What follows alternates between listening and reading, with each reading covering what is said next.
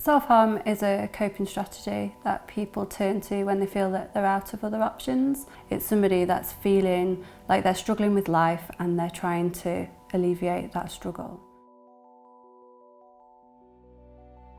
I used to self-harm. I self-harmed for much of my teen years into my 20s.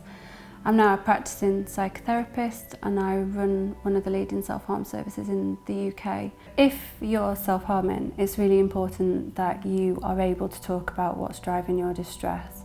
Talk to somebody as soon as you can. The sooner you get help, the sooner you can be making those steps towards recovery. And it's really important that no matter how long this has been going on, you know that there is hope that this can change. There are things that you can do that can help. And basically it's a postponement technique where we ask you to wait a bit longer before you self-harm. So what happens when people get the urge to self-harm is it's happening at a time where their distress is mounting and they get to a point where they can't cope anymore. So what we ask you to do when you're at that point is to just wait a little bit longer. If you wait whatever time feels acceptable to you and you distract yourself in that time, so you move away from the situation, you listen to some music, you go for a walk, and then you revisit the decision to self-harm. It might be that over time, the more you postpone the self-harm, that your distress starts to come down naturally by itself. If you're worried about somebody that might be self-harming, the most important thing to do is to have the confidence to have a conversation with them about that.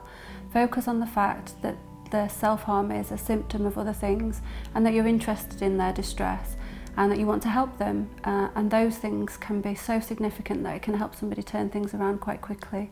Recovery, from my point of view, isn't a final destination. It's something that we have to work on every day, and it's so important to have patience with yourself. If I looked at myself, 20 years ago, 10 years ago even, I wouldn't have believed that I could have reached where I am today as an expert in the field.